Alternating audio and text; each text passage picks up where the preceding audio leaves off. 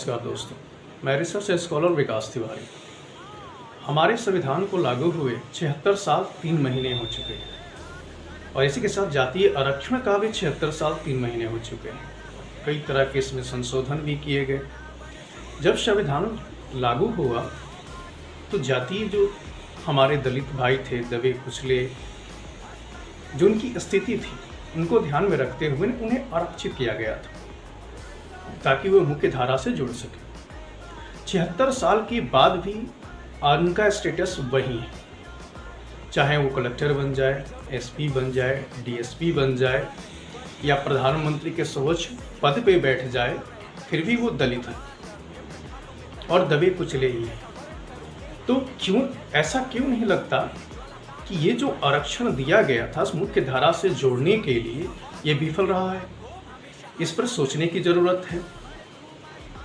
जो कलेक्टर जो पिछड़े जाति से आता है, कलेक्टर बन के बैठे हुए हैं और उनके यहाँ जो काम करने वाला प्यून है वो अगड़ा हो जाता है और उसके बच्चे 80% लाए तो किसी सरकारी संस्थान में जाएगा और वहीं कलेक्टर साहब का बच्चा 40% ला करके उस संस्था को ज्वाइन करता है क्योंकि वो पिछड़े जात से। तो पूछना ये था कि कोई तो एक लिमिट होगा, एक लेयर होगा जहां पर पिछड़े जातियां पहुंचने के बाद वो सामान्य वर्ग में निहित करें। हमें कोई प्रॉब्लम नहीं है कि हमारे दलित भाइयों को आरक्षण मिले, न मिले या मिले, उनको मिलना चाहिए। जो दबे हैं, गरीब हैं, जो सक्षम नहीं हैं, और सरकार दे भी रही है। सरकार उनको फ्री में घर दे रही है, एजुकेशन दे रही है, अनुदान राशि दे रही है, कई तरह के स्कीम चला रही है। उसके बावजूद जब शिक्षा आप फ्री में लेते हैं, कम मेरिट पर आप एडमिशन्स लेते हैं, पढ़ते हैं, पढ़ने के बाद जब आप कंपटीशन में आते हैं तो कंपटीशन में जो रिजर्वेशन दी जाती है उसको हटाना चाहिए। इतनी सारी फैसिलिटी देने के बावजूद भी जब आपको कंपटीशंस या सरकार के कोई मेरिट में आपको आरक्षण मिले तो फिर इतने सारे स्कीम तो बर्बाद हुए। माइनॉरिटी मंत्रालय बनाया गया, इसमें करोड़ों पैसे खर्चा किए गए ताकि इनकी स्थिति में सुधार किया जाए और 76 साल के बाद भी सुधार नहीं हो पाया। इतने बड़े बड़े पदों पर बैठने के बाद भी वो रोते हैं। हम बात अगर प्रधानमंत्री की करें तो हमारे प्रधानमंत्री साहब भी पिछड़े वर्ग से आते हैं और वो बोलते हैं कि मैं पिछड़े से जात से हूं। जब आप इतने पावरफुल कुर्सी पर बैठने के बाद भी पिछड़े रह गए तो मैं काले बुद्धि पर विचार करने की जरूरत नहीं है। ये बैसाखी जो आप आरक्षण के नाम पर लेके बैठे हैं उस पर विचार करने की आवश्यकता है।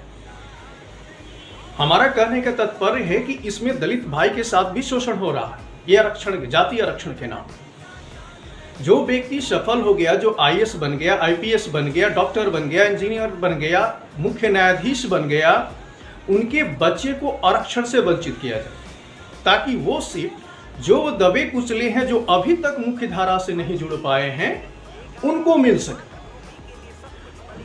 अगर जातीय आरक्षण को हमारी सरकारें चाहती कि पूर्ण रूप से ही खत्म कर दिया जाए तो आजादी के वक्त उस वक्त राष्ट्रीयता की लहर चल रही थी। अगर उस वक्त हम जातीय व्यवस्था पर आरक्षण न दे करके आर्थिक व्यवस्था पर आरक्षण को लागू किए हुए होते और ये छुआछूत को लेकर के स्ट्रिक्ट नियम लागू करते तो राष्ट्रीयता प्रेम की वजह से ये हट गया होता। और आज 76 वर्षों के बाद किसी को भी पता नहीं चलता कि हम किस जात से हैं। सिर्फ एक ही चीज चलता कि हम भाई हिंदू है और सनातन है। पर सरकारों ने ऐसा नहीं किया। सरकारों ने इसे जातीयता पर लागू किया। ये लागू हुआ था 10 वर्षों के लिए और कहा गया आवश्यकता के अनुसार इसे बढ़ाया जा सकता है और बढ़ाते बढ़ाते 76 साल हो गए और हमारे दलित भाई पहले से निकल करके काफी अच्छे लाइफ में आ गए हैं। पर सवर्णों के बारे में क्या, स्वर्ण समाज के बारे में क्या? स्वर्ण समाज कभी भी आरक्षण के खिलाफ नहीं रहा है। वो रहा है समानता के पक्षधर में। हम आरक्षण का विरोध आज भी नहीं कर रहे हैं, हम आरक्षण के सही उपयोग की बात कर रहे हैं। हमारे साथ विश्व में कितने ऐसे विकसित देश हैं जो डेवलप्ड हैं, जो विकसित हैं। विकसित क्यों है इस पर विचार करने की आवश्यकता है। विकसित वो इसलिए हैं कि वे क्वालिटी पर विश्वास करते हैं, क्वालिटी को महत्व देते हैं, क्वांटिटी को नहीं। हमारा देश क्वांटिटी को महत्व देता है, क्वालिटी को नहीं।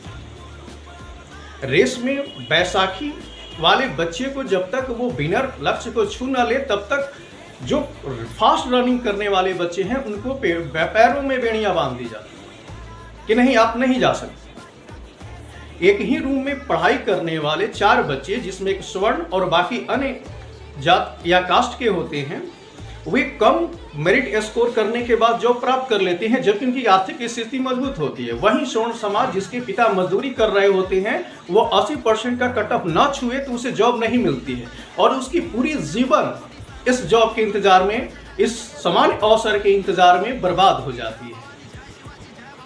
हम सरकार, सुप्रीम कोर्ट ने एक निर्देश दिया था कि ये आरक्षण को क्रीमी लेयर पर विचार किया जाए, यानी कि जो व्यक्ति आरक्षण का लाभ लेकर के अच्छे जीवन स्तर में जुड़ गया है उनके आगे वाले पीढ़ी के आरक्षण को समाप्त किया जाए, ताकि जो नीचे आरक्षण से समान अवसर प्राप्त करने के लिए बैठे हुए जो हमारे दलित भाई हैं उन्हें प्राप्त हो सके। पर हमारे नेताओं ने इस आरक्षण को खाज खुजली की तरह समझ लिया है, सिर्फ खुजलाते जा रहे हैं। इसके इलाज से उन्हें कोई लेना देना नहीं है। सिर्फ द्वेष है तो हिंदुओं से, स्वर्णों से। स्वर्णों ने कहा जाता है कि हम हजारों साल तक गुलाम रहे, संघर्ष किए, संघर्ष में स्वर्णों ने अहम भूमिका निभाई और आज भी हमारे देश में कई तरह के षड्यंत्र चल रहे हैं। लव जिहाद, लैंड जिहाद, धर्मांतरण, और इसमें बढ़ चढ़ के भाग लेने वाले स्वर्ण भाई हैं जो हमारी संस्कृति, हमारे सिविलाइजेशंस और हमारे देश और हमारे धर्म के झंडा वाहक बने हुए हैं। उसमें हमारे दलित और हमारे ओबीसी भाई भी सहयोग कर रहे हैं। लेकिन कुछ चंद्रशेखर रावण जैसे महादलित जो अपने आप को अम्बेडकर वादी करते हैं, शायद उन्होंने अम्बेडकर को नहीं पढ़ा, वो बैसाखी के वजह से उन्हें अपना अम्बेडकरवादी और इस प्रोसेस को बनाए रखने की कोशिश में लगे हुए हैं और उनके सबसे महादुश्मन स्वर्ण समाज बना हुआ है। वही स्वर्ण समाज जिस पर थोपते हैं कि ये जातीयता, छुआछूत, भेदभाव को बढ़ावा देते हैं और सत्यता को अगर भूमि स्तर पर देखा जाए तो भारत के बड़े बड़े महाविद्यालयों और यूनिवर्सिटियों में तिलक तराजू को मारो जूते चार के नारे लगते हैं और दीवारों पर ब्राह्मण गो बैक के नारे लगते हैं और जो नियम यूनिवर्सिटियों में बनती है वो स्वर्णों को मुंह बंद करने के लिए बनती है। एसटी एससी आज बिजनेस बन के रह गया है। कोई भी जात जब तक अपनी जात पर गर्व नहीं करती है तो वो कैसे विश्वास कर सकती है कि दूसरी जात उस पर गर्व करे। 2014 के पहले सभी हिंदू अपने आप को हिंदू कहने में शर्म महसूस करते थे, जिसका नतीजा था कि चाहे वो मूवीज हो, किताबें हो और सार्वजनिक जगहों हो, वहां पर हिंदू और हिंदू देवी देवताओं को अपमानित किया जाता था और हम लोग शर्मिंदगी की वजह से मुड़ी गाड़ के सुना करते थे। लेकिन 2014 के बाद ट्रेंड चेंज हुआ और आज हम अपने धर्म और संस्कृति पर गर्व करते हैं, तो ये जो मजाक उड़ाने वाले जो तथाकथित लोग हैं उनकी संख्याएं घटती जा रही है। तो हमारे संस्थान में अगर जातीयता को खत्म नहीं किया जा रहा है तो हम उन लोगों से अपील करेंगे कि अपनी जात पर गर्व करना शुरू करो और आज से आप अपनी जात पर गर्व करना शुरू करोगे तो कल से आपका कोई मजाक नहीं उड़ा सकता है। जय हिंद।